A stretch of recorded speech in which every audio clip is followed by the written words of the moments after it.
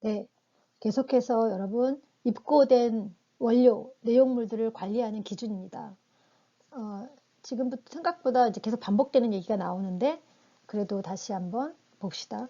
입고됐을 때, 지난 시간에 입고되는 원료들, 입고 절차가 굉장히 복잡했죠. 다들 구매 내역서하고 맞는지 다들 이렇게 하물며 차량까지 검사해갖고 들어왔고요.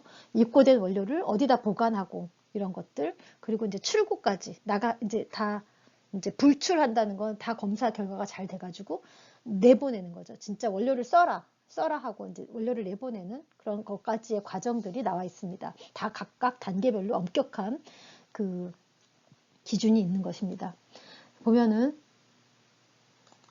입고된 원료의 내용물의 품질 관리 기준은 품질 성적서를 늘 갖고 있는 거죠. 입고된 원료는 품질 성적서가 있어서 이게 품질 성적에 맞는 굉장히 좋은 원료라는 거, 이런 거. 그리고 밀봉 상태여야 되고, 기체가 혼입되면 여러분 습기가 차고 물성이 변할 수 있잖아요. 밀봉 상태여야 되고, 이런 것들이 이제 확인돼야 되는 거죠. 그리고 그리고 만약에 부적합일 때는 그 부적합의 관리 일지를 씁니다. 왜 부적합이 되는지 이렇게 다 그걸 쓰게 돼 있죠. 또 원료 수불 일지는 그날 이제 원료가 들어왔고 나가고 수량, 재고량 이런 걸 다 쓰는 거예요. 쓰는 겁니다. 그래서 원료명, 유형, 입고일, 입고 수량 이런 걸 관리하는 원료 수불 대장, 원료 수불 일지라고도 해요. 원료의 샘플링은 조도 546수 이상에서 별도 공간에서 실시한다. 네. 이런 거 그냥 숫자 한번 알아두세요. 그냥 네, 546수? 모르겠어요. 그냥 시험 문제 이런 걸로 나올까봐 여러분 그냥 워낙 이게 합격률이 높지 않으니까 여러분들 제가 그냥 원료 샘플링을 54세 할아버지가 한다고 생각해요. 54세 할아버지가 546수. 네. 입고된 원료의 관리는 적합, 부적합 검사 중으로 표시합니다. 그리고 구분된 공간으로 별도 공간에 한다고 했고요. 여러분, 부적합된 원료는 혹시 쓰게 될까봐 위험하죠? 그래서 잠금 장치를 추가합니다. 좀 더 이제 참고 자료에 있는 것들을 좀 더 볼게요. 원료가 재포장될 때, 원료가 부적합했다가 다시 뭐 심사를 제대로 받아가지고 다시 이제 재포장이 될 때, 그럴 때 또는 뭐 원료가 재포장될 때 여러 가지 경우가 있겠죠.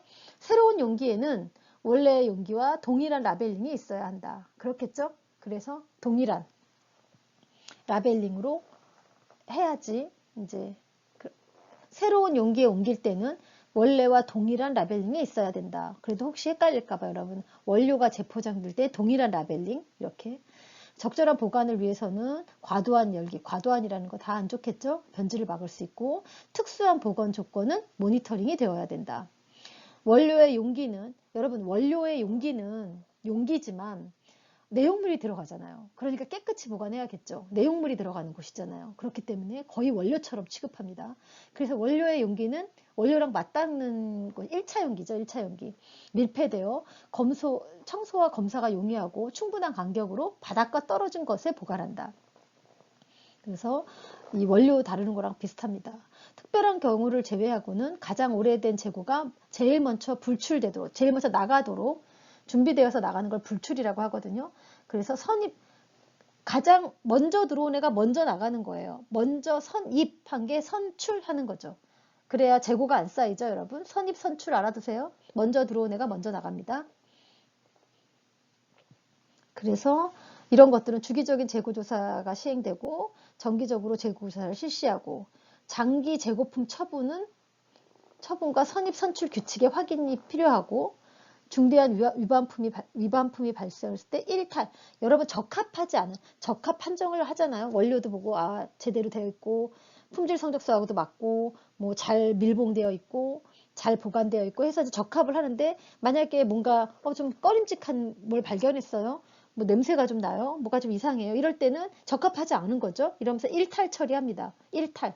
여기랑 이제 잠깐 예외 이렇게 이제 일탈 처리한다고 표현을 해요. 그래서 알아두세요.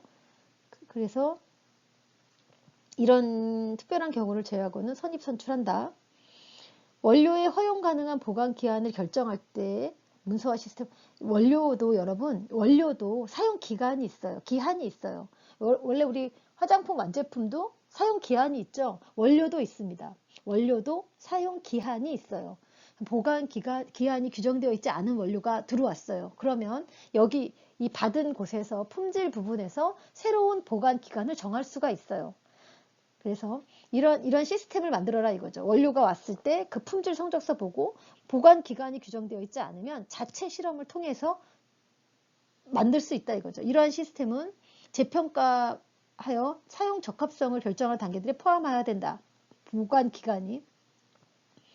그래서 원래 원료를 공급해 주는 데가 사용 기한이 있으면 그거를 먼저 준수하고, 하지만 이런 것들이 없을 땐 사용 기간 내에 자체적으로 저희가 재시험을 하는 거죠. 왜냐하면 그 제조업은 안정성 실험도 하잖아요. 스테빌리티를 쭉 보잖아요. 그래서 기한을 정할 수가 있어요. 그래서 사용 기한 내에 자체적인 재시험을 해요. 그래갖고 최대한 보관 기간을 설정 준수해야 된다. 즉 보관 기한을, 사용 기한을, 원료의 사용 기한을 자체적으로 평가해서 정할 수가 있어요.